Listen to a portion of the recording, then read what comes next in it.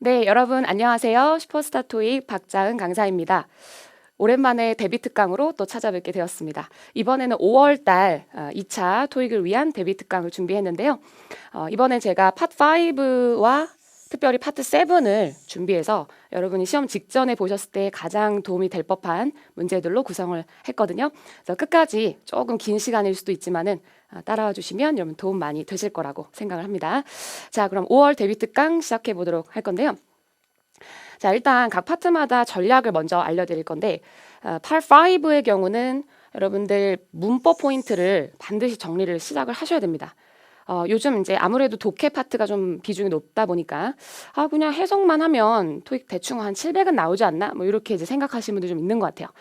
근데 일단 700까지는 솔직히 가능할 수 있습니다. 근데 그것도 단어를 굉장히 많이 외우셔야 되고 그 해석만을 가지고 RC 점수를 확보한다는 건 사실 굉장히 좀 힘든 길이에요. 그래서 700까지는 괜찮을 수 있지만 일단 800 가실 분들 그리고 그 점수가 정체된 분들이 올라가시려면 반드시 내가 놓친 문법 포인트는 없는지 몇 개 안 되거든요. 사실 필수적인 거 오늘만 해도 거의 많이 나올 건데요. 문법 포인트를 정리하셔서 그걸로 점수를 좀 더 확보하시는 것이 여러분에게도 훨씬 편한 길이거든요. 그래서 물론 어휘, 독해 중요하지만 Part 5만큼은 아직까지 문법의 힘, 1초짜리 문제들 힘을 잊지 마시고 오늘도 저와 함께 같이 한번 해보도록 하겠습니다.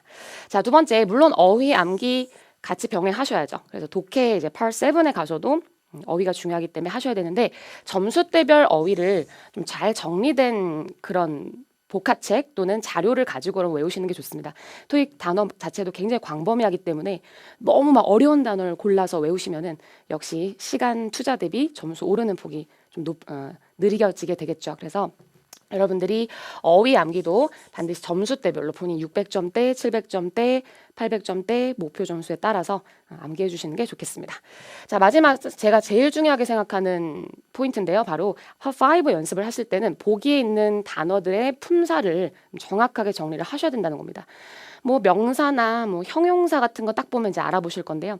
보통 여러분 잘 몰라보시는 접속사라던가 전치사, 그죠? 그리고 뭐 접속 부사인지 또 이것이 접속사인지 이름이 좀 헷갈리는 그런 용어들도 좀 정리를 하셔서 보기에 있는 품사만큼은 완벽하게 본인이 4개 보기를 정리를 다 할 수 있도록 그렇게 대비를 하셔야 될 거예요. 그래서 저도 오늘 3가지 목표를 가지고 Part 5를 진행할 건데요. 이것은 여러분 스스로 공부하실 때도 필요한 점이라서 말씀을 드린 겁니다. 자, 그 다음 Part 7에 대한 전략인데요. 정말 몇 개 없죠. 이게 뭐 하나가 뭐 빠뜨려진 게 아닙니다. 그만큼 Part 7은 물론 전략도 중요하지만 여러분의 연습량이 절대적으로 중요한 파트라서 쌤이 정말 필요한 얘기만 하려고 2개로 정리했습니다. 고득점을 가실수록 여러분 질문보다는 글 중심으로 Part 7을 접근하셔야 됩니다. 무슨 얘기냐면 예전 과거의 토익에서 이제 질문을 보고 질문에 키워드가 있었어요. 그래서 그걸 보고 글로 가면 조금 답이 잘 눈에 띄었어요. 오케이? 질문에서 뭐 5월 3일 날 일어날 일 무엇이냐 하면 5월 3일로 딱 찾아가서 푼다던가 그런 문제가 많았던 게 사실입니다. 근데 요즘 이제 트렌드를 보면 질문 자체가 그냥 이 글 전체, 이 이메일 전체에서 뭐 암시된 건 무엇이냐 또는 이 글을 쓴 사람, 이 글을 뭐 보낸 사람, 발신자에 대해서 맞는 정보 무엇이냐 이런 식으로 딱히 키워드가 없는 질문들이 많기 때문에요.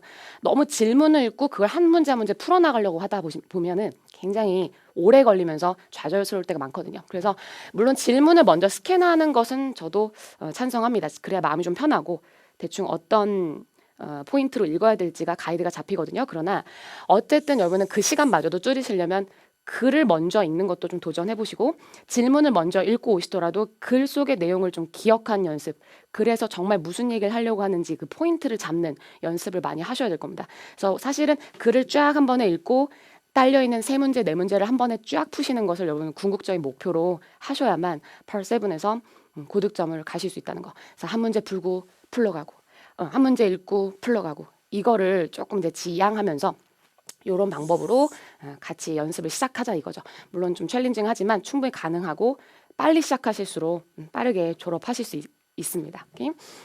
쌤도 오늘 글 읽는 법 같이 많이 보여드릴 거고요. 리뷰를 잘 하셔야 됩니다. Part 7은 풀고 나서 반드시 3단계를 거쳐서 제가 3스텝 이렇게 써놨는데요. 리뷰를 하셔야 되는데 일단은 다시 한번 그 영어 글을 정독을 한다. 그리고 내가 그 해석하는 데에서 자꾸 방해가 됐던 단어들이 있을 겁니다. 모든 단어를 다 정리하는 건 아니고요. 해석을 딱 막혀버리게 하는 단어들 다시 본인만의 단어장에 넣으시면서 정리하시고요. 그 다음에 우리말로 된 번역본을 한번 꼭 읽어보시고요. 그래서 3단계로 리뷰까지 하신다면 어쨌든 토익은 또 내용이 돌고 돌고 비슷한 내용이 많이 나옵니다. 그래서 요 리뷰를 하시면 좀 더 빠르게 정복이 가능하겠죠. 네, 그래서 오늘 Part 5와 7 같이 한번 풀어볼 건데요. 쌤은 처음에 Part 5부터 시작을 할 건데 이제 문제가 이제 각각 뜰 거예요. 그래서 쌤이 풀이를 바로 할 건데 여러분 잠깐 멈춰 놓으시고 일시정지 하시고 그 문제를 스스로 풀고 나서 풀이를 들어보시는 게 좋을 것 같아요. 자, 첫 번째 문제부터 시작하도록 하겠습니다. Part 5인데요. 일단은 이런 문제 있죠. 보기가 통일성, earn 이렇게 원형이 똑같이 생긴 이런 문제는 문법으로 풀어주셔야 돼요. 그죠? 그래서 최대한 빈칸 주변을 주목해서 보고요. 만약 빈칸 주변으로 뭔가 안 풀려 하면은 전체 구조, 동사 찾으면서 전체 구조를 보셔야 될 수도 있어요. 같이 해볼까요? 일단 빈칸 앞에 소유격이 있죠. 우린 이런 일반 명사나 고유 명사는 어퍼스로피 또는 어퍼스로피 s를 붙여서 소유격을 만듭니다. 그래서 이것이 소유격이니까 그럼 뒤에 뭐가 와야 될까? 생각을 연장하셔야 되는데 우린 소유격이 뜨면 뒤에 마지막엔 반드시 명사로 채워주셔야 되거든요. 여기가 마지막 자리라는 건 어떻게 하냐면요. 뒤에 전치사가 나오죠. 우린 전치사부터는 전명구라고 해서 이 부분을 수식어구로 봐요. 그러니까 있으나 마나 한 부분. 그래서 빈칸은 지금 소유격 뒤에 수식을 받으면서 마지막 자리다. 마지막 책임을 져야 될 자리다. 이렇게 보므로 명사가 반드시 들어가줘야 되겠죠. 그래서 이거 하도 잘 나와서 그러면 소명전 이렇게 빈칸 앞뒤 보시고 소명전 이렇게 한번 외워두시는 것도 좋습니다. 자, 그럼 명사를 찾을 건데 보기에서 딱 봐도 사실 명사인 건 하나밖에 없긴 해요. 답은 A번이 맞고요. earnings, 수익. 그죠? 수익이라는 명사가 되겠습니다. 아, 근데 여기서 딱 헷갈리는 분도 있을 거예요. 쌤, 근데 이건 동명사 아니에요? ing니까 동명사. 그리고 원래 동명사는 뒤에 목적어도 막 있어야 되고. 그래서 뭐 이상하지 않아요? 이렇게 생각할 수 있는데 일단 s가 붙었기 때문에 조금 생각을 바꾸셔야 됩니다. 아, 얘는 생긴 건 ing지만은 동명사라기보다는 그냥 일반 명사로 바뀌어서 쓰게 된 그런 단어다라고 생각해 주시고요. 그런 애들이 꽤 많습니다. 생긴 거는 동명사 같은데 그냥 사람들이 너무 많이 쓰다 보니까 일반 명사가 된 거지. 그런 단어들 준비했는데요. 오프닝 제일 잘 나옵니다. 오프닝, 공석, 빈 자리라는 뜻으로 알아두시고요. lodging 하면 숙박시설. lodging. widening 좀 어렵죠. 확장이라는 뜻으로 뭐 굳이 넓게 하는 것 이렇게 해석 안 하고요. 그냥 일반 명사처럼 굳어진 거예요. 확장. 그리고 뭐 shipping, 배송, 트레이닝, 훈련 이런 단어. 그러니까 워낙 이제 많이 쓰는 단어다 보니까 굳어져 버린 거죠. 그래서 첫 번째 문제 정리하시면 되겠고요. 자, 두 번째 문제로 넘어가도록 하겠습니다. 좀 눈치채셨나요? 사실 이 문제는 저의 이제 전략 토익 강의에서 발췌를 한 문제들인데요. 그러다 보니까 위에 이렇게 챕터가 써 있습니다. 그래서 여러분들이 전 챕터에 대해서 필수 문제들은 이번에 다 푸실 수 있도록 이 짧은 강의 안에 제가 다 모아놨는데 이 챕터를 한번 보시고 내가 유난히 풀기가 좀 어려운 문제가 있네? 그러면 내가 명사라는 챕터를 다시 한번 좀 공부를 해야 되는구나. 뭐 기본서나 종합서도 좋으니까 다시 한번 이론적인 부분을 좀 정리하실 수도 있겠죠. 물론 이제 가장 효율적으로 이 강의 안에 담긴 할 겁니다만. 자, 이제 명사 문제 계속 우리 보고 있는데요. 보기 통일성 최고죠. 빈칸 주변 먼저 볼게요. 투부정사가 있고 우린 투부정사는 대부분 이제 타동사에서 파생됐다는 가정하에 뒤에 여전히 목적어를 끌고 다닌다는 습성이 있습니다. 그래서 encourage도 장려하다라는 타동사니까 여기 여전히 목적어가 필요하겠다. 그죠? 그래서 아직 진짜 본동사는 아니지만은 이렇게 준동사, 투부정사가 되어도 뒤에 목적어 있어야 된다. 우린 목적어 자리에는 무조건 명사를 넣거든요. 자리에 들어가는 품사 아셔야 되는데 주어 자리, 목적어 자리에는 무조건 명사만 답이 됩니다. 근데 보기에 명사가 두 개가 있어요. B번 요런 꼬리도 명사죠. 그리고 D번 이렇게 생긴 것도 명사거든. 그래서 보통 요 정도 되면 이제 BD 가지고 해석을 하시는 분들이 있죠. 근데 해석을 하면요 굉장히 또 헷갈려요. 보세요. 투자자죠. 사람. 투자자를 장려하는 게 맞을까요? 아니면 투자를 장려하는 게 맞을까요? 둘 다 괜찮단 말이에요. 그래서 끝까지 문법으로. 우린 모든 사람 명사는 가산 명사라고 해서 투자자 한 명, 두 명, 세 명 셀 수 있다. 우린 셀 수 있는 가산 명사는 앞에 관사, 어나 더를 반드시 붙여서 쓰시거나 만약 관사가 이렇게 앞에 없잖아요. 여기 없죠. 관사가 없으면 반드시 s를 붙여서 단수인지 복수인지 표시를 해서 문장에 써야 된다는 거. 그래서 아까 B번 해석은 괜찮았지만 문법적으로 답이 될 수가 없는 거죠. 그래서 답은 D번 쪽이 맞겠습니다. 오케이? 그래서 물론 이제 보기에 명사가 2개 남았을 때 해석으로 풀리는 경우도 있습니다만 뭔가 해석이 둘 다 괜찮아. 그러면 가산명사는 아닌지 한번 확인해 보시고요. 사람 명사를 그래서 알아보셔야 가산명사라는 거를 가지고 풀 수가 있는데 요런 애들이 또 약간 생긴 게 사람 명사처럼 안 생겨서 어렵거든요. 아키텍트 사람이에요. 건축가. 오케이? 뭐 아키텍터 이런 거 없잖아요. 아키텍트가 사람입니다. 그레듀에이트 하면 졸업생. 동사로 졸업하다도 되지만 명사로는 졸업생이 되고요. 리크루트가 요즘 조금 뜨고 있지 않나 싶습니다. 리크루트가 신입사원. 특이하죠. 신입사원 사람 명사로 쓰고요. 크리틱 비평가. 그리고 acquaintance 하면 지인이라는 뜻이에요. 얘 내 지인인데 잘 부탁해 뭐 이럴 때. 지인. 그래서 사람 명사를 반드시 알아볼 수 있도록 정리하셔야 되겠습니다. 자, 또 넘어갈게요. 다음 문제로 가겠습니다. 또 챕터 보이시죠? 그래서 내가 뭔가 좀 부족한 챕터가 어딘지도 한번 판단해 보실 수 있는. 근데 사실 이 대명사 문제가요. 보기에 인칭 대명사가 쫙 깔렸을 때 되게 쉬워 보이지만 굉장히 많은 학생들이 틀립니다. 그리고 아주 1초짜리도 아닐 뿐더러 해석도 하면서 문법도 보셔야 되는 그런 문제예요. 그래서 뭔가 뭐 아이마이미 이런 거 나오면 되게 우습게 생각할 수 있는데 그냥 해석을 바로 시작하시면서 구조도 아예 잡으십시오. 같이 해볼까요? 미스 덕월스 씨는 디자인했어요. 회사 로고를. 문장 끝. 그죠? 디자인도 뭐 딱히 특별한 동사 아니라서 삼형식 동사고요. 그렇다면 문장은 끝난 거죠. 원래 문장이 우리는 이렇게 끝나면 맨 끝에 수식어 자리에는 보통 뭐가 들어가죠? 문장이 끝났고 맨 끝에 수식어. 거의 우린 부사라는 품사를 많이 집어넣는데 보기 이런 인칭 대명사 중에 부사처럼 쓰일 수 있는 애가 하나 있어요. 답은 셀프, 제기 대명사가 그녀 스스로, 그녀가 직접 이란 뜻으로 강조하는 역할로 쓰거든요. 그래서 문장이 다 끝났을 때 맨 끝에 부사 같은 자리 여기 뚫었을 때는 우린 인칭 대명사 중에는 제기 대명사 셀프밖에 답이 안 되니까요. 이건 무조건 정답을 해주셔야 돼요. 그래서 뒤에서 강조하는 거예요. 그녀가 직접 디자인했어요. 이런 식으로. 오케이? 그래서 아래 제가 정리했는데요. 제기 대명사가 3가지의 역할이 있습니다. 꼭 스스로라는 해석이 어울린다고만 답이 되는 건 아니거든요. 정리해볼까요? 일단 첫 번째, 목적어 자리. 문장에 꼭 필요한 자리인데 목적어 자리 들어갈 수 있고요. 대신 확인하셔야 돼요. 주어와 목적어가 같은 사람이어야 됩니다. 예를 들어 주어가 I라면 목적어 자리에도 내가 들어간 자리, 그러니까 주어가 나면 목적어도 내가 들어갈 자리여야 거기에 myself를 집어넣는 거죠. 정확하게 같은지 확인 좀 해주셔야 되고요. 자, 두 번째가 바로 지금 했던 이 부사 같은 자리인데요. 그 중에 2가지 자리, 주어 바로 뒤에서 강조하는 역할, 그리고 이거죠. 지금 답이 됐던 문장 맨 끝에서 모든 문장이 다 끝났는데 맨 끝에서 수식하려고 들러붙은 자리, 이런 자리에는 무조건 셀프로 답을 해주시고요. 그다음 마지막은 전치사 by 뒤에 들어가요. 이거는 수거라서 by himself 하면 뭐 그 스스로, by herself, 그녀 스스로 이렇게 수거처럼 외워두시면 되겠습니다. 자, 인칭대명사 셀프 자리까지 정리했고요. 다음 문제 또 넘어가 볼게요. 자, 이제는 대망의 동사로 우리 들어왔습니다. 동사라는 거는 문제를 시작하기가 좀 어려운 유형인데요. 아까까진 빈칸 주변을 보고 푸는 문제들 뭐 있었죠? 소명전 뭐 이런 문제 있었죠. 근데 동사 문제는 빈칸이 동사 자리인지 아닌지를 내가 판단하려면 문장 전체 스캔이 필수예요.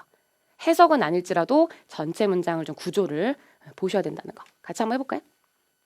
보기 봤더니 일단 동사가 너무 많은 거예요. A, C, D는 다 동사고요. 얘만 지금 준동사, 진짜 동사가 아닌 존재인데 이렇게 보기에 나오면 문장 전체를 빠르게 쫙 스캔하시면서 지금 문장에 동사가 없네.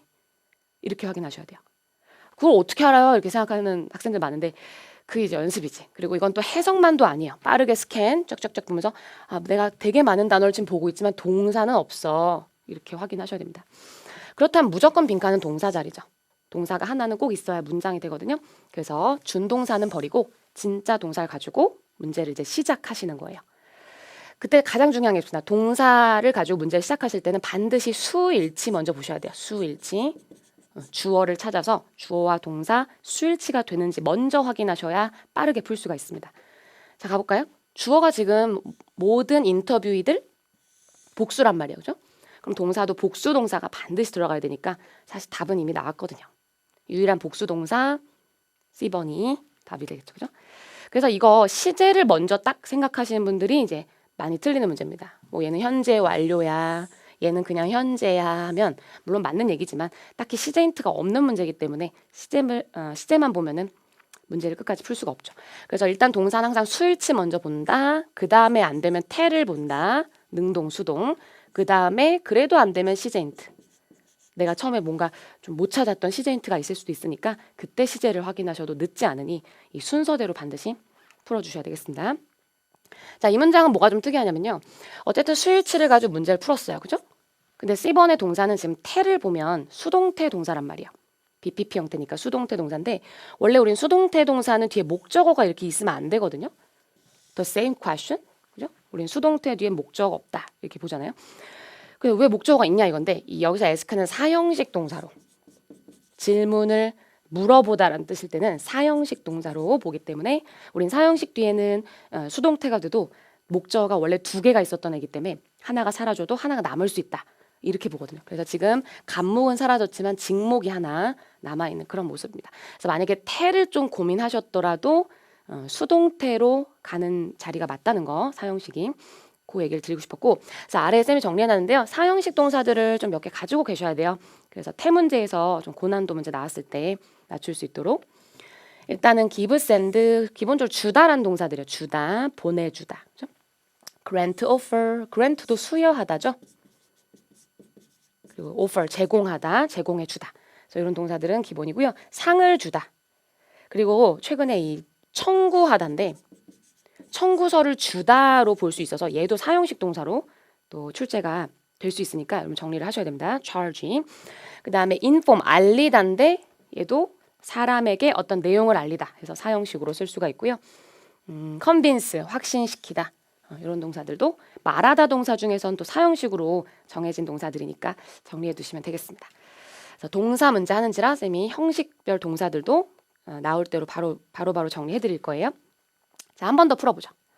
같은 동사 문제입니다. 이제 조금 속도가 빨라지겠죠? 가볼까요? 보기 또 하나 버릴게요. 혼자 동사 아닌 게 하나 있거든요. 몇 번? 그죠? D번. 근데 무조건 지우는 건 아니에요. 빈칸이 동사 자리인 걸 확인을 해야지 그 다음에 버릴 수 있는 거지. 봤더니 근데 이번에 쌤 동사가 있잖아요. will be emailed. 그죠? 근데 동사가 하나만 있으란 보장은 없어. 문장에 동사가 하나는 반드시 있어야 되는 거고요. 뭐 두 개, 세 개 있을 수도 있거든요. 근데 봤더니 as soon as라는 접속사가 들러붙은 거죠. 뭐뭐 하자마자라는 접속사인데요. 접속사가 들러붙은 순간 무조건 동사는 뒤에 하나 더 나와야 돼요. 여기 접속사는 동사 두 개를 붙여주려고 존재하는 애거든요. 그래서 여기 동사가 하나 더 있어야지만 이 접속사의 존재의 이유가 생기므로 우리는 동사 자리 맞는 거죠.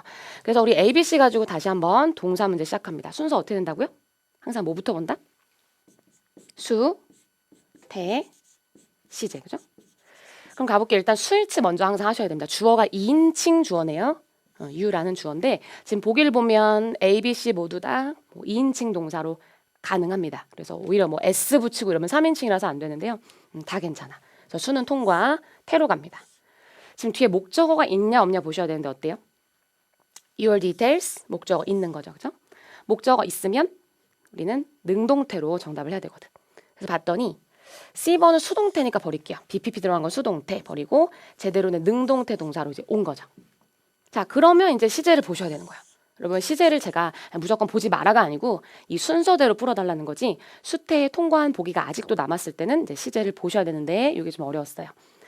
as soon as라는 거는 시간절입니다. 뭐뭐 하자마자랬죠. 시간절 안에는 우리 미래를 표현하기 위해서 하나 낮춰서 현재 시제를 쓰게 되거든요. 그래서 절대 will을 쓰면 안 돼요. 내가 분명히 미래를 의미하고 싶어도 시간절 안에는 will을 쓰면 안 된다. 오케이? 그래서 답은 B번 쪽이 되고요. 대신 주절에는 will이 있죠. 그래서 반대로 여기를 뚫기도 해요. 주절 바깥에는 미래를 그냥 그대로 쓰고 이 시간절 안으로 들어왔을 때는 미래 대신 현재를 쓰고 이렇게 정답해 주시면 되겠습니다. 시간절을 몇 개 알려드리면 by the time도 접속사고요. 뭐뭐 할 때쯤에 라는 뜻으로 시간을 나타내는 절이에요. 뭐뭐 할 때쯤에.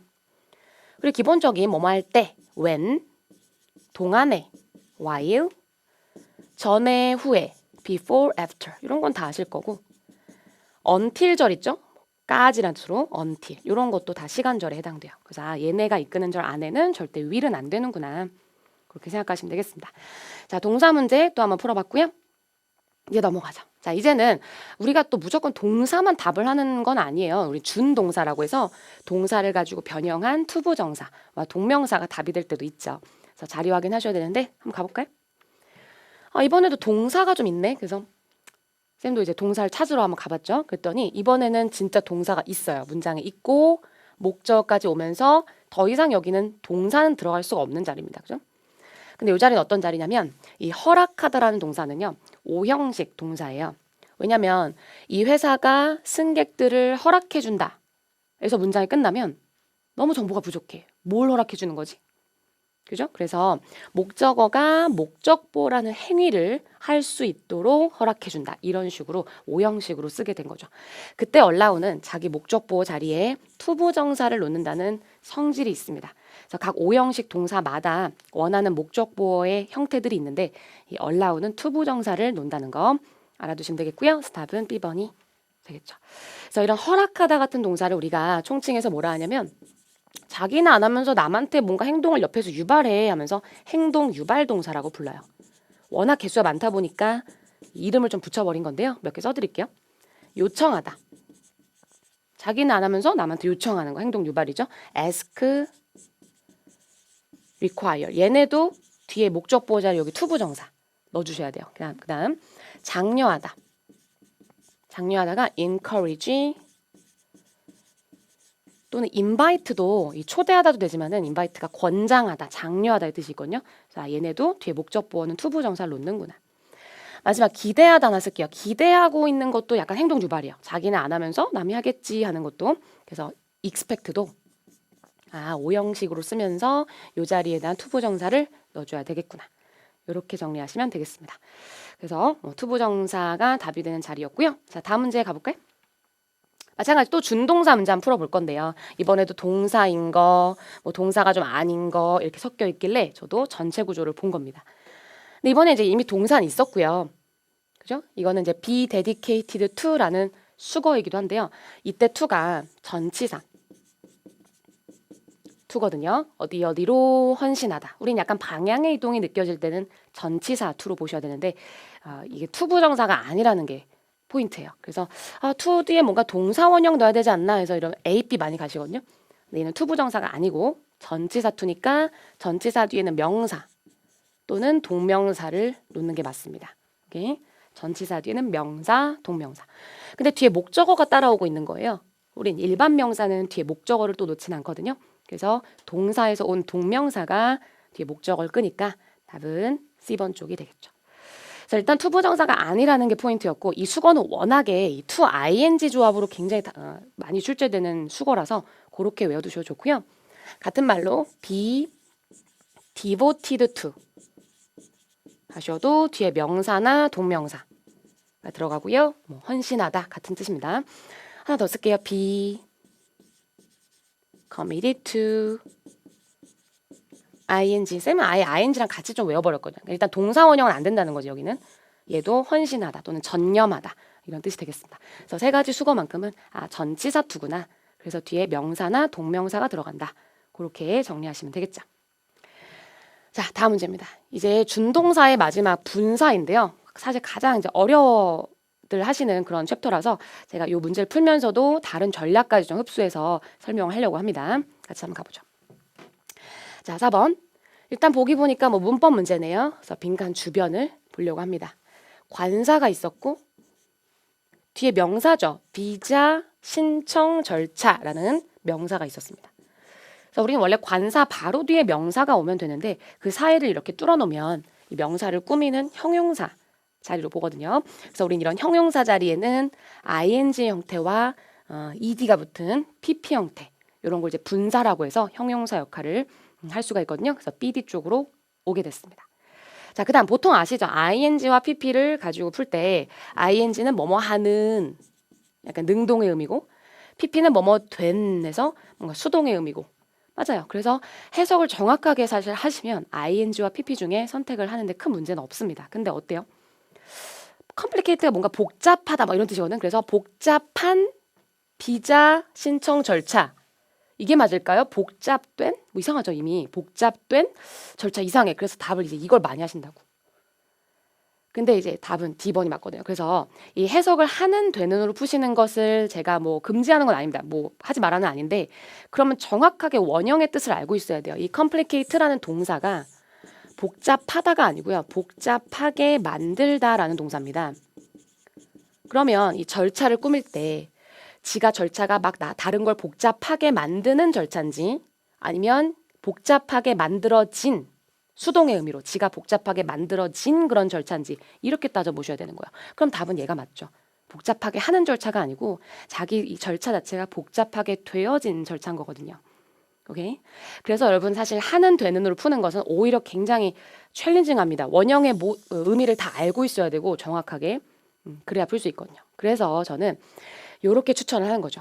ing라는 거는 사실 기본적으로 대부분 타동사에서 왔다는 가정하에 뒤에 목적어를 끌 수밖에 없는 아이입니다. 그래서 이 덩어리가 돼서 두 덩이 이상 덩어리째 꾸미다 보니까 뒤에서 앞에 있는 명사를 이렇게 꾸미는 경우가 대부분이더라 이거죠. 물론 이제 몇몇 자동사에서 온 것들은 예외는 있지만은 확률적으로 대부분이 타동사란 가정하에 ing 분사는 뒤에서 꾸미게 되고요.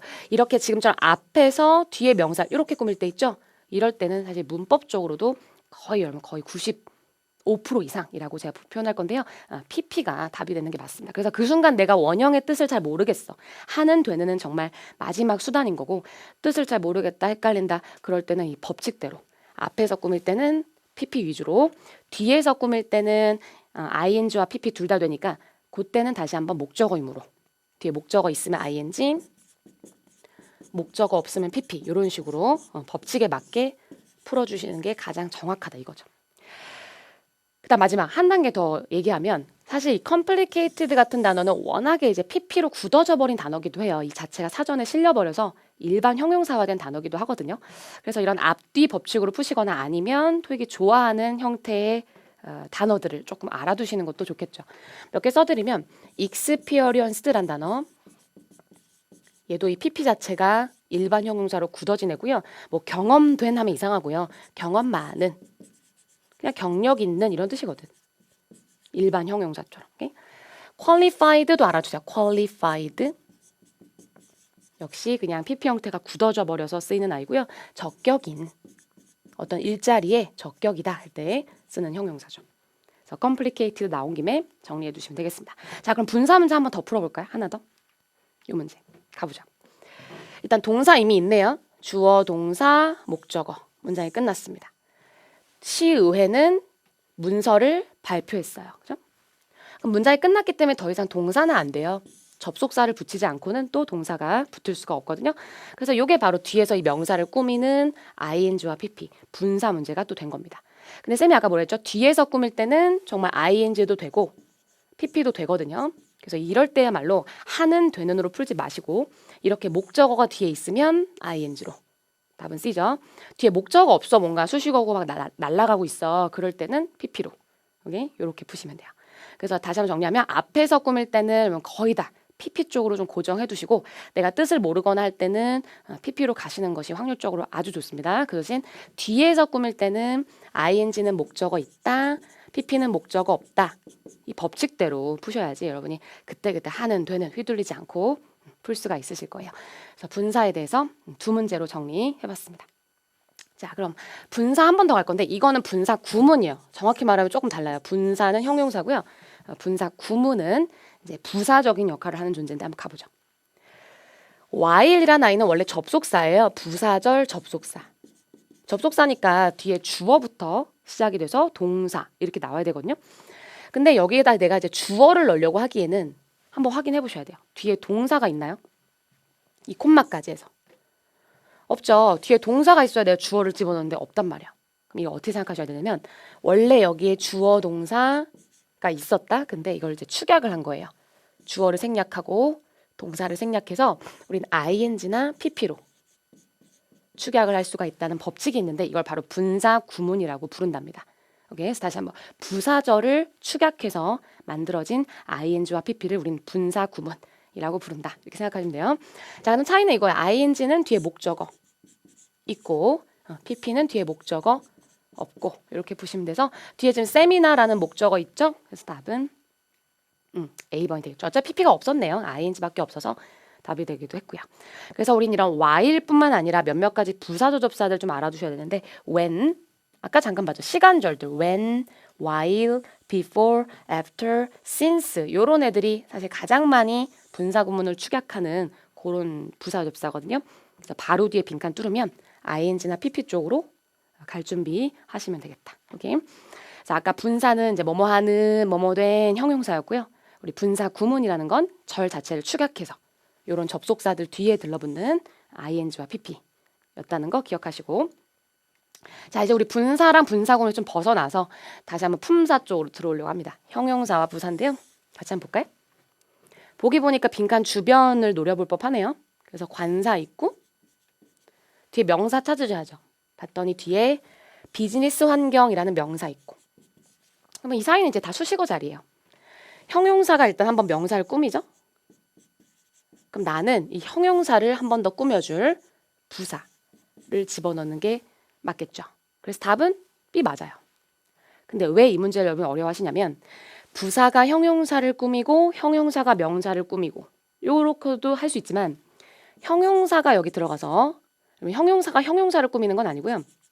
이 형용사 두 개가 같이 나란히 이렇게 명사를 제가 여기다 명사를 쓸게요. 편의상 요 아래 있는데 이렇게 쓸게요. 이런 식으로 부형명도 되지만 형형명으로 가는 경우도 있기 때문에 특히 ing가 형용사잖아요. 그래서 항상 이 두 개가 이제 헷갈리게 되시는 거죠. 원래는 이 둘은 해석으로 구분하셔야 돼요.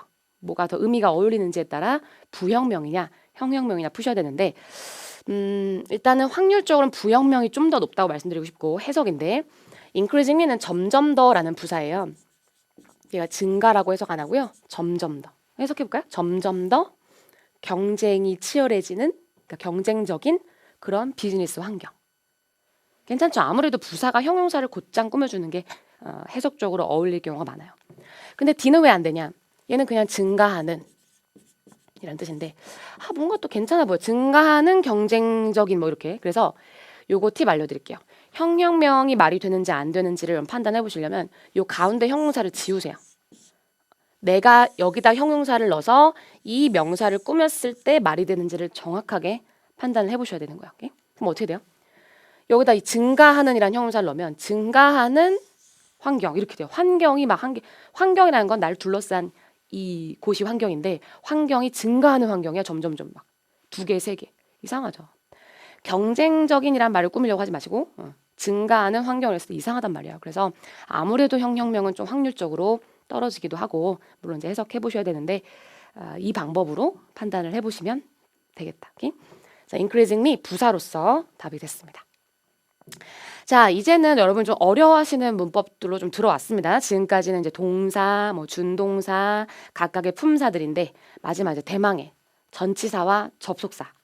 이거는 아예 따로 빼서도 여러분 다시 한번 공부하셔야 될 챕터라서 저도 문제 안에 담아놨는데요. 같이 한번 해보죠.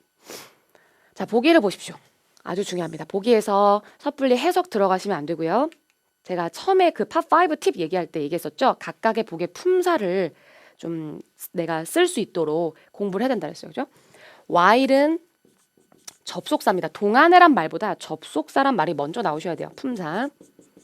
자, 그다음 until은 접속사로도 쓰고 전치사로도 씁니다. 두 개 다 되고요. instead 같은 건 뭘까요? instead 대신에 이런 부사거든요.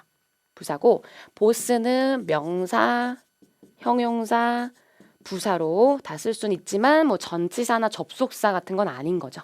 그래서 이렇게 보기에 품사가 다 여러 가지 섞여 있을 때는 해석보다는 품사 자리를 보고 푸셔야 되는데 일단 문장이 앞에서 끝났습니다. 동사인데 수동태니까 목적어 필요 없이 문장이 끝난 거고요. 전면구 날아가면서 다시 한번 문장은 끝난 거고요. 그래서 우리 문장이 다 끝났을 때는 절대 명사가 이렇게 남아있으면 안 돼요. 그래서 이 명사를 수식어구로 이렇게 데리고 갈 수 있는 아이가 필요한데 그게 바로 전치사 자리거든요. 오케이? 그래서 전치사가 뒤에 명사를 끌면서 수식어구를 이룬다. 그럼 이 답 나온 거죠. 답은 until만 되는 거고요. 이거를 막 동안에, 통보를 하는 동안에, 통보를 하는 대신에 뭐 이렇게 해석을 하면 말은 또 다 될 수 있어요. 그래서 해석보다는 문법 문제는 문법으로 포인트로 푸시는 게 맞다. 자, 아까 until이 좀 어려웠죠. 접전 다 되는 것은 많진 않고요. 쌤이 정리해놨는데 until, before, after, given, considering 이건 같은 말인데 given, considering 뭐뭇을 고려하면이라는 접속사로도 쓰고 전치사로도 쓰는 그런 존재거든요. 알아두시고 since as도 그런데요. since는 접속사일 때는 이렇게 쓸게요. 접속사일 때는 이래로 때문에 두 가지 뜻이 다 있고 그리고 전치사일 때는 그냥 이래로 1990년도 이런 거 뒤에 오면서 이래로라는 뜻밖에 없고요. 두 가지 뜻을 좀 구분하시고 as도 접속사일 때는 뭐뭐 할 때 시간을 나타내거나 또는 때문에 이유를 나타내는 뜻이고요. 전치사일 때는 뭐뭐로서 뭐 as a teacher 선생님으로서 이럴 때 쓰는 전치사가 되겠고요. 그래서 얘네는 접전일 때 각각 뜻이 좀 달라져서 그거 구별하시고 위에 애들은 뜻도 다 똑같은 애들인 거죠. 오케이? 자, 오늘 계속 이제 요 문제들로 문법은 계속 풀면서 마무리할 건데 한 번 더 가보죠. 자, 어때요? 보기에 벌써 전치사 뭐 이런 거 좀 보이죠? 그래서 이것도 해석보다는 품사 먼저 밝혀야 된다. 얘는 전치사죠? 그죠? 근데 얘가 간혹 부사로도 쓰입니다. about이 대략이란 뜻으로 부사로도 쓰일 수는 있어요. until 아까 봤죠? 접속사도 되고 전치사도 되고 over도 전치사도 되고 부사로는 숫자 얼마 얼마 이상 이런 뜻이 있어요. 오케이? up은 부사입니다. stand up 하면 일어나 하면 up에서 문장 끝. 부사니까 자기에서 문장이 끝나는 그런 존재죠. 자, 그럼 자리 먼저 볼 건데요. 문장은 내 앞에서 끝났고 난 뒤에 명사를 데리고 또 수식어 구를 이뤄줘야 돼요. 이런 자리가 명사를 데리고 날아가는 게 전치사 자리라 했죠. 그래서 이게 좀 어려웠어요. 얘도 전치사, 얘도 전치사, 얘도 전치사. 맞아요. 세 개 다 전치사니까 이제 ABC 가지고는 해석을 살짝 해주셔야 되는데 이게 중요합니다. about이 대략이란 뜻인 거 그리고 over가 이상이란 뜻인 걸 아시는 분들이 야 대략 2달 말이 좀 괜찮은 거야. 대략 2달 그리고 야 2달 이상 이렇게 말하잖아요. 그래갖고 AC 쪽으로 또 많이 가신다고. 근데 아까 얘기했죠. 얘네가 부사일 때가 각각 대략 이상이란 뜻이지 전치사로서 지금은 들어갈 거기 때문에 about은 뭐뭐에 관하여 이렇게 해석을 하셔야 되는 거죠. 근데 우리가 2달에 관하여 뭔가를 하고 이건 아니거든요. 그죠? 또 2달 동안에 그쵸. over가 전치사로는 동안에란 뜻이 있어서 차라리 이 뜻으로 그죠? 동안에란 뜻으로 답은 C번이 맞게 되는 거죠. 오케이? 그래서 about이 대략이란 뜻인 거 이런 거 아시는 건 좋은데 각 품사에 따라서 뜻이 달라질 때는 품사까지도 같이 정리하셔야 된다는 얘기고요. until은 까지란 뜻인데 2달까지 얘도 뭔가 또 해서 좀 괜찮다. 근데 얘는 뒤에 시점이 와야 됩니다. 이런 2달 같은 건 기간이고요. 시점이라는 거는 뭐 8월 달 정확한 정해진 시점 있죠. 8월 달까지 또는 2020년도까지 이런 식으로 시점 앞에만 쓴다는 거 알아두시면 되겠습니다. 자, 전치사 계속 하고 있죠. 자, 가보죠. 다음 문제. 이번엔 정말 4개 다 전치사. 그럼 그냥 게임 끝. 이거는 해석이에요. 보기가 어차피 똑같이 품사가 4개가 쫙 나오면 해석이 되는 겁니다. 가볼까요? 봤더니 이 안내 책자가 포함하고 있대요. 정보를 포함하고 있대요. 정보. 네, 뒤에 봤더니 숫자라고 했습니다. 사람들의 숫자. 이 주에서 일하고 있는 사람들의 숫자라고 하고 앞에 정보를 포함하고 있다. 우린 이럴 때는 숫자에 관한 정보, 뭐뭐에 관한 정보가 가장 어울려요. 그래서 보기에서 답을 골라주시면 되는데 일단 뜻을 알아야 되겠죠. 그래서 regarding이 답인데요. 얘가 뭐뭐에 관한, 관하여라는 뜻으로 우리가 소위 아까 about 있죠. about 대신에 똑같이 쓸 수 있는 그런 전치사거든요. 알아두시고 같은 말로 concerning 뭐뭐에 관한 pertaining to 요런 애들도 동의어로 알아두시면 되겠습니다. among은 일단 뒤에 복수 명사가 나와야 되고요. 많은 사람들 또는 많은 것들 사이에 이런 뜻이에요. 사이에. during은 뒤에 기간 나와야죠. 뭐 여름 동안, 방학 동안 이럴 때 쓰는 동안에란 전치사고요. throughout도 동안 내내란 뜻이 있고 기간 동안 내내 또는 장소 곳곳에 이 나라 전역에 걸쳐 곳곳에 이럴 때 쓰기도 하고요. 그래서 전치사는 각각 나름의 어휘처럼 뜻을 갖고 있기 때문에 품사와 함께 뜻도 정리를 해두시면 되겠습니다. 자, 이제는 접속사로 좀 들어가려고 해요. 전치사와 접속사가 우리 이제 마지막 가장 고난도 포인트인데 이 문제에서 쌤이 정리를 좀 해드릴게요. 보시면 얘네는 지금 보기에 다 접속사입니다. 일단 그런 통일성을 여러분 잡으실 수 있어야 돼요. 아, 얘네가 각각 품사가 다 접속사구나. 그럼 아까 전치사가 4개 쫙 깔린 문제처럼 얘도 이제 해석을 하셔야 되는데 먼저 그럼 해석부터 정리하고 들어갈까요? assuming은 if랑 같은 접속사예요. 만약 뭐뭐라면이라는 생긴 건 ing인데 얘가 뒤에 절을 이끌면서 접속사 맞습니다. whereas는 반면에 unless 아시죠? 만약 뭐뭐가 아니라면이라는 뜻으로 if의 반대말. even도 아시죠? 비록 뭐뭐지만 뭐뭐에도 불구하고 이런 뜻이죠. 그래서 각각의 정말 단어처럼 뜻을 정리해 두시고 해석을 하셔야 됩니다. We need to increase. 우리는 증가시킬 필요가 있어요. 뭐를? 이 해외 출장의 예산을 증가시킬 필요가 있대요. 그래서 출장이라 할게요. 근데 뒤에 보니까 we are looking to 우리가 looking 여기서 looking to라는 건 이제 원한다 이런 뜻으로 보시면 돼요. 우리가 원하고 있대요. 뭐를? expand 확장하는 것을 into overseas market 해외 시장으로 이렇게 좀 더 넓혀 나가는 거를 우리가 원하고 있대요. 그리고 앞에는 해외 출장의 예산을 늘려야 된대요. 이건 뭐가 맞을까요? 하나하나 집어넣어 보면 답은 그죠. 만약 우리가 해외 시장으로 확장하는 것을 원한다면 그럼 당연히 이제 직원들 파견도 보내야 되고 하니까 그 해외 출장에 드는 예산을 더 늘릴 필요가 있다. 이게 맞겠죠. 그래서 assuming이 일단 접속사라는 거 정리해 두시고 해석으로 푸는 문제였습니다.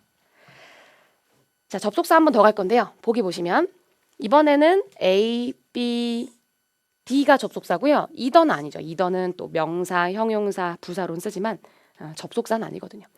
봤더니 뒤에 절을 이끌어요. 그리고 문장에 동사가 2개라는 건 반드시 접속사가 필요한 자리거든요.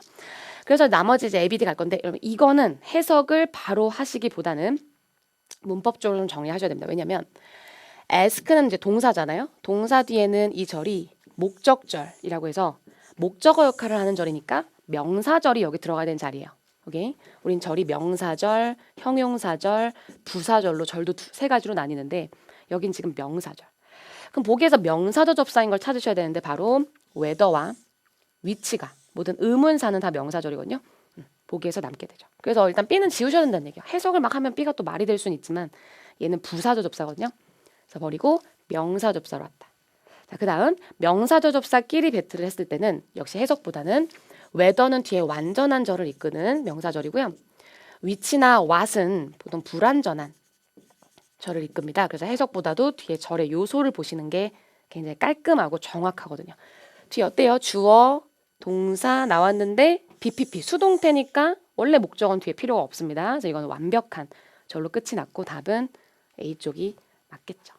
그래서 사실은 이거는 whether가 뭐뭐인지 아닌지라는 뜻인데 그 해석으로 푸시면 어떨 땐 맞고 어떨 땐 틀려요. 그래서 물론 해석을 아시는 건 좋은데 보기에서 문법적으로 명사절 접사인 걸 남기고 완전한 절인지 불완전한 절인지 이렇게 푸시는 것이 좀 더 정확하다 이렇게 말씀드리겠습니다.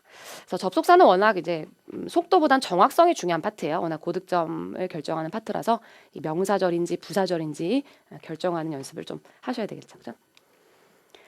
그래서 한 번 더 접속사 또 가보겠습니다. 보시면 이번에도 A 빼곤 다 접속사. 근데 이번에는 명사가 앞에 있네요. 그럼 절대 뒤에 명사절이 또 나오면 안 돼요. 이때는 이 명사를 꾸며주는 형용사절을 내가 넣어줘야 될 필요가 있다. 그죠? 그래서 주어 바로 뒤에서 꾸미는 절은 형용사절 자리입니다. 대신 보기를 보시면 what은 명사절로만 쓰거든요. 그래서 안 돼요. 지금 명사절 접사고 100% 명사 접사고 다시 말해 명사 뒤에 또 what을 쓰는 일은 없다고 보셔야 돼요. 오케이? 그래서 우리는 이제 BC로 왔고 우린 이런 걸 형용사절 접사라고 하기도 하고 관계대명사라고 해서 많이 들어보셨을 거예요. 뭐 앞에 사람이냐 사물이냐 이런 걸로 푸는 그죠? 근데 요거 오해하시면 안 돼요. whose가 앞에 선행사가요. 사람이어도 되지만 이렇게 사물이어도 됩니다. 오케이? whose가 사람, 사물 다 꾸며요. which는 사물 꾸미고요. 그래서 지금 둘 다 사물을 꾸미다 보니까 다시 뒤에 확인하셔야 되는데 whose는 모든 관계대명사 중에 유일하게 완전한 절을 이끌어요. 그리고 which는 뒤에 주어가 없거나 목적어가 없으면서 주격 또는 목적격으로 불완전한 절을 이끌고요. 그래서 BC는 다시 한번 문법적으로 푸셔야겠죠. 뒤에 어때요? 주어 있고 동사 있고 목적어 있어서 완전한 절이거든요. 그래서 우리는 이렇게 관계대명사를 보기에 쫙 줬을 때 뒤가 완전한 절이면 답은 whose로만 가시는 게 맞겠습니다. 근데 who's는 워낙 이제 또 토익이 좋아하는 유일하게 완전한 절을 이끌다 보니까 좀 특이한 눈에 확 띄는 그런 관계대명사예요. 그래서 약간 스킬 알려드리면 요거예요. 양 옆에 명사를 잡으세요. 지금 빈칸 뚫고 A라는 명사, B라는 명사 있다 치고 해석을 A의 B 말 그대로 소유 관계가 좀 괜찮은지를 한번 살짝 해석을 해보시는 거예요.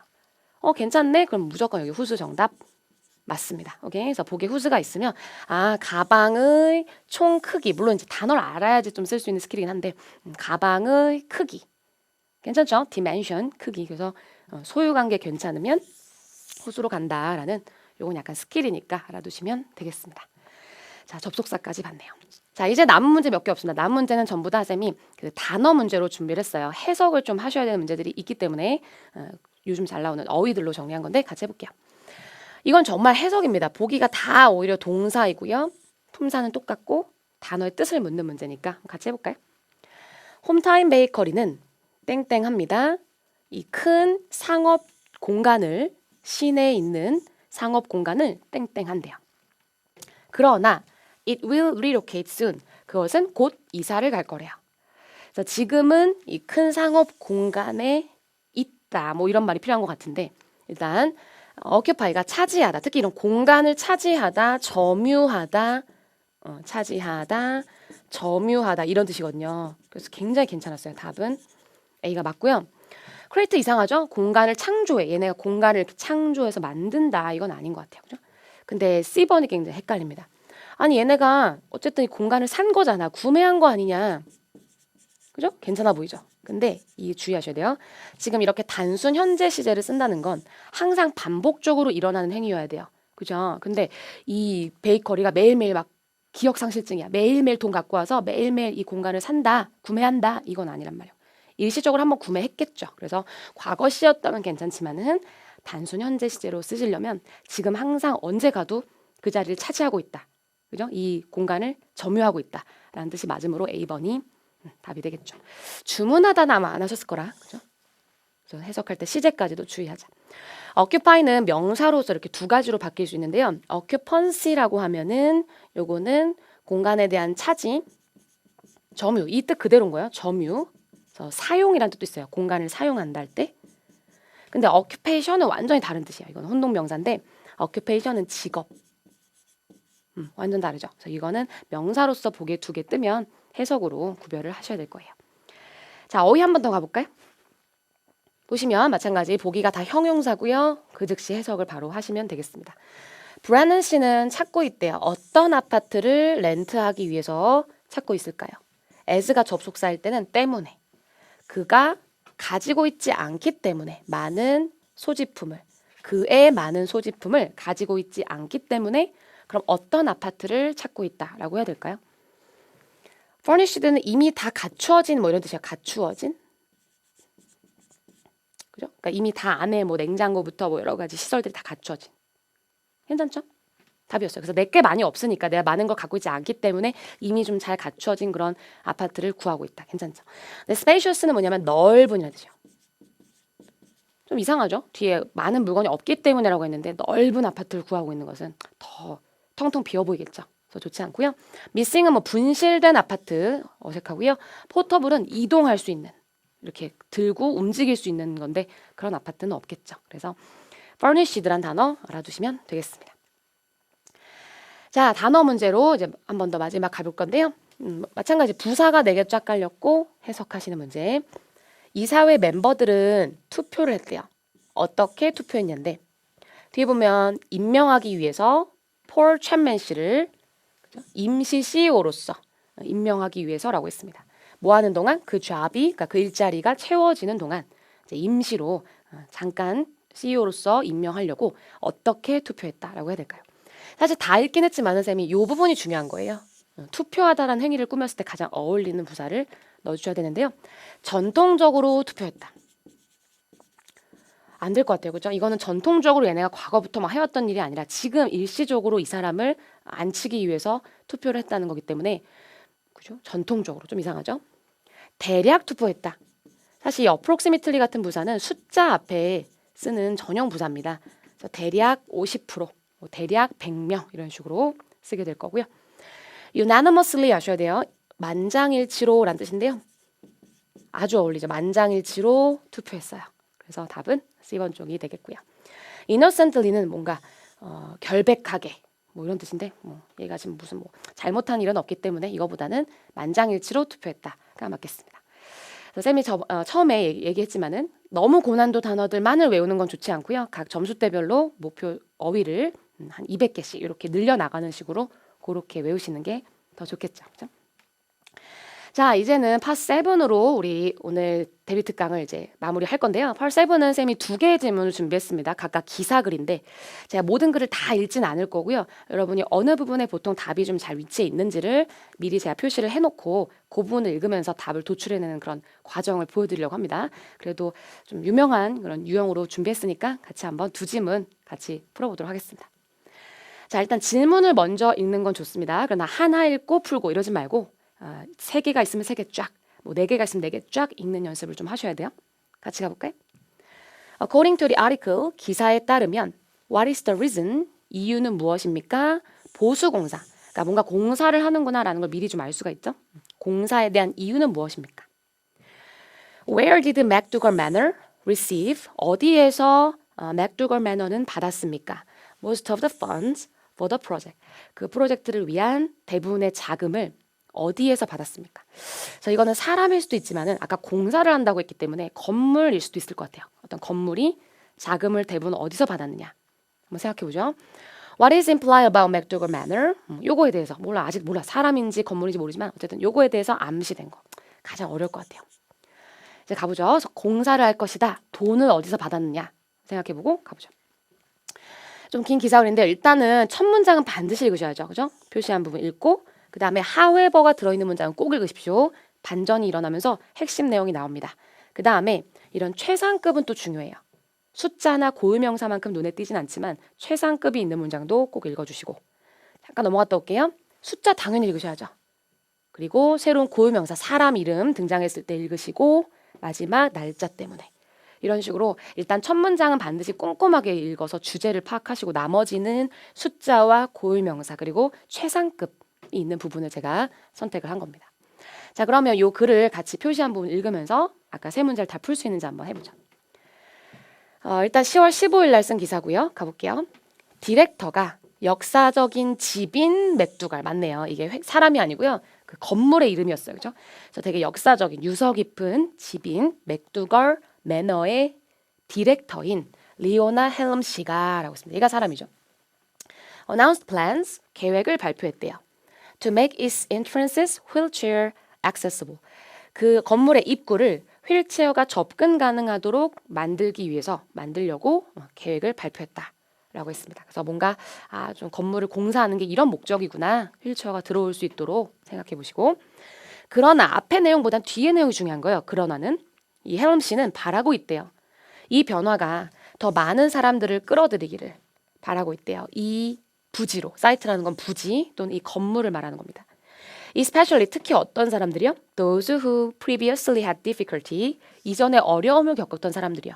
Exploring the various wings on their own, 그들 스스로 다양한 건물들에 접근하는 것을, 다양한 건물들을 이렇게 탐험한다는 건 가본다는 거죠. 가보는 것을 좀 어려워하셨던 그런 분들이 좀 더 자유롭게 오실 수 있었으면 좋겠다. 뭐 이런 얘기입니다. 그죠? 윙은 별관이라는 뜻이 있고요. 여러 가지 건물들을 윙이라고 표현할 수 있습니다. 그래서 이런 목적 가지고 있구나. 그 다음 헬럼 씨는 plans to do this 이것을 할 계획이래요. During the slowest month라서 가장 느린 달. 이게 뭘까? 가장 느린 달이라고 했는데 to minimize revenue loss 수익 손실을 최소화하기 위해서 가장 느린 달. 다시 말해 우리의 가장 비수기. 그러니까 방문객들이 가장 적어서 우리의 이런 일하는 속도가 가장 느린 달을 말하는 것 같아요. 그죠? 그래야 이 공사로 인해서 손실이 가장 적을 테니까. 그죠? 그래서 가장 느린 달에 하려고 한다. 계속 가보죠. The estimated cost of the project. 이 프로젝트의 예상 비용은 25,000달러입니다. 그 다음 여기서 뭐라고 했냐면 local business woman Cynthia Wilkinson 그 지역의 비즈니스 여성인 신시아 씨가 made a very generous donation 매우 관대한 기부를 해줬대요. To the cause, cause라는 건 어떤 명분이라는 뜻이 있습니다. 어떤 명분으로 기부를 해줬다라고 했습니다. 근데 그 기부가 얼마나 되냐면 accounted for 차지하고 있대요. Nearly 80% of the funds needed. 필요한 자금의 거의 80%? 굉장히 큰 거네요. 그죠? 대부분이라고 할 만하네요. 그래서 80%를 차지하는 그런 관대한 기부를 해줬다라고 했습니다. 그래서 개인이 기부를 해줬구나. 그러면서 뭐래요? The project will get underway. 이 프로젝트는 시작될 겁니다. 내년 언제부터? Beginning shortly after the first of the year. 그 1년의 첫날이죠. 그러니까 새해 첫날 직후에 바로 시작을 해서요.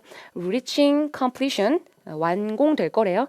1월 31일 정도면 완공이 될 겁니다. 한 달 정도 걸리는 공사인가 보네요. 그죠? 그래서 이런 식으로 다 읽는 건 물론 좋지만 이제 시간이 많이 없다 보니까 제가 아까 필요한 부분 첫 문장 그리고 however 숫자 고유명사 최상급 이런 부분을 반드시 읽어야 된다라는 전략이었습니다. 자 그럼 기억을 하셔서 세 문제를 풀어야 되는데 가볼까요? 아까 공사 이유가 뭐냐였어요? 이유가 중요한데 건물을 복구하기 위해서 원래 디자인대로 아닌 것 같아요. 그죠? 뭔가 오히려 바꾼다는 얘기였습니다. 웨이팅 시간을 줄이려고 좀 더 읽어볼까요? comply with 준수하려고요. 안전 규정. 그러니까 여태까지는 뭔가 안전 규정에 좀 미달이 돼서 지금은 이제 안전 규정을 지키려고 준수하려고 더 많은 방문객들을 끌어들이려고 이게 맞는 것 같아요. 그죠? 그래서 아까 뭐라냐면 휠체어도 접근 가능하게 만들어서 예전에 좀 어려움을 겪으셨던 분들도 이번에는 많이 좀 오실 수 있게끔 그렇게 만들려고 한다라고 했죠. 그래서 D번이 맞겠고. 자, 아까 기억나시죠? 대부분의 돈. 어떤 특정 어떤 여자 이름이 나오면서 그 사람이 돈을 80%나 냈잖아요. 그래서 그것을 답을 개인 기부자, private donor, 개인 기부자를 통해서 대부분의 자금을 얻었다라고 볼 수가 있겠고요. 괜찮죠? 우리가 읽은 내용 기억을 해서 풀다 보니까 훨씬 더 빠른 거죠. 근데 사실 마지막 가장 어렵습니다. 맥도걸 매너라는 이 글 전체가 사실 이 건물에 대한 얘기입니다. 그런데 이 건물에 대해서 암시된 거. 이렇게 글 전체를 범위로 하는 문제는 사실은 시작하실 때 보기를 좀 먼저 보고 가셔도 괜찮고요. 아니면은 내가 이제 글을 읽고 왔을 때 보기에서 속어를 시작을 하면서 사실 답이 아직 안 나올 경우는 한 번 더 들어가서 글 속에 아직 안 읽은 부분을 좀 더 보셔야 될 수도 있어요. 오케이? 근데 이제 다행히 쌤이 아까 중요한 문장들 다 표시해서 답은 나올 건데요. It is looking for volunteers with construction skills. 자원봉사자를 찾고 있다. 공사 스킬이 있는. 이게 왜 어렵냐면 우리가 글을 다 읽은 게 아니라서 오답 속어를 할 수 없는 보기들도 있어요. 모르겠는 거지 아직. 그런 말은 난 읽은 적은 없는데 그죠? 세모 정도 해놓고 It receives 그것은 받는다. The fewest number 최상급이네요. 가장 적은 수를 받는데요. 방문객들의 1월에 이게 맞죠, 그죠? 아까 우리 1월에 공사를 한다고 했는데 가장 우리의 페이스가 느린 달에 공사를 한다고 했으므로 1월에 가장 방문객 수가 적다라고 볼 수가 있는 겁니다. 그래서 사실 오답 속어 다 하지 않으셔도 이미 필수 문장들을 읽으시면 바로 정답으로 갈 수 있는 그런 문제가 되겠죠. 그래서 가장 챌린징하지만 이런 문제들이 또 비중이 좀 높아지다 보니까 아까 처음에 제가 얘기했던 질문보다는 글 중심이 돼야 된다는 거 말씀드렸습니다. 자, 한 번 더 갈게요. 이제 마지막 또 지문이 새로 바뀐 겁니다. 지금 바뀌고 질문 먼저 같이 읽어볼 거예요. 기사는 무엇에 관한 것이냐? 주제 찾아볼 거고요. 그 다음에 무엇이 바뀌었느냐? 7화에 대해서 7화가 또 뭔지 모르겠어. 뭐 사람일 수도 있고 또 어떤 지역명일 수도 있는데 키워드니까 기억해보고요. 7화에 대해서 바뀐 거. 이 아일랜드의 중심 구역에 대해서 암시된 거. 그래서 아마 이 7화가 또 지역명인 것 같긴 하네요. 그래서 이 섬의 중심부가 있는데 거기에 대해서 맞는 것은 무엇이냐. 자, 마지막 요거 신유형이죠. 이 문장을 집어넣을 준비하셔야 되는데요. 런던에 있는 것 하나가 예상됩니다. 특별히 이로울 거라고, 특별히 이익을 가져다 줄 거라고 예상된대요. 여기서부터 원이 뭔가가 중요한데요. 뭐 런던에 있는 어떤 가게일 수도 있고 여러 행사들 중에 런던에서 하는 행사일 수도 있고 여러 가지 것들 중 특별히 런던에서 하는 것 또는 런던에 있는 것이 가장 어드밴티저스할 거다라는 얘기죠. 그러면 아마 앞문장에는 전 세계에 여러 가지 뭐 가게들이 있다 또는 전 세계에 또는 유럽에 많은 행사들을 한다 이런 얘기가 적어도 나올 거예요. 그래야 다음 문장에 런던에 있는 게 그래도 최고죠 라고 지역을 한정할 수가 있거든요. 그래서 앞문장에 있는 내용을 좀 미리 예상을 하고 가면 되겠다. 자, 가보죠. 긴 기사인데 역시 이 첫 문장 여러분 이게 한 문장입니다. 그죠? 이렇게 해서 좀 어려워지는 건데 이제 첫 문장 그래도 꼭 읽으셔야 돼. 끝까지 책임지고 읽어주시고 그 다음에 여기는 왜 읽냐면 이 사실 1, 2번 이 구멍 뚫린 데다가 아까 그 문장을 집어넣을지 말지 결정하셔야 돼요. 그래서 사실은 이 문장 삽입 문제가 딸려 있는 글 같은 경우는 읽을 부분이 좀 많아져요. 그래서 저는 2번 앞이 혹시 그러니까 내가 2번에다 넣어야 되는 건 아닐까 해서 2번 앞도 읽게 된 거고요. 그 다음에 요거 읽어야죠. 완전 새로운 사람 고유명사 반드시 읽을 것이고 그다음에 여기 또 읽어야죠. 3번에다가 문장을 집어넣을까 말까 고민하려면 앞문장 읽어주셔야 되고요. 4번 앞도 읽어주셔야 되고요. 그죠? 그래서 당연히 좀 읽어야 될 부분들이 좀 많아지긴 했네요. 자, 가봅니다. 대변인이요. 국내 뭐 일을 보는 그죠? 국내에서 일어나는 사건들을 다루는 그런 기관인가 봅니다. 근데 어떤 곳에 있냐면 아일랜드 오브 칠화. 아까 얘기했죠. 칠화라는 섬이에요. 그죠? 이 섬에 있는 이 국내 일을 보는 이 기관의 대변인이 has announced 발표했대요. 이 칠화 인포커스란 이건 어떤 프로그램인가 봐요. 그죠? 프로그램인데 이 CIF라는 프로그램의 시작을 발표했대요. 어떤 프로그램이냐면 whose mission? 그 프로그램의 미션이 바로 to increase the number of annual visitors to the island. 아까랑 좀 비슷하네요. 방문객의 수를 늘리는 그런 목적을 가진 프로그램이라고 합니다. By minimum of 25% over the next 3 years. 향후 3년 동안 거의 25%가량 최소한 방문객의 수를 늘리겠다라는 프로그램이래요. 자, 가보죠. Capital, 돈이죠. 자금은 will also be provided. 또한 제공될 거래요. For participation, 참여를 위해서. 그리고 in prestigious travel exhibitions around the world. 전 세계에서 하는, 중요해요. 전 세계에서 하는 굉장히 여러 가지 명성 있는 전시회들이 있는데 그 전시회들의 참여를 위해서 제공될 거다라고 했습니다. 그죠?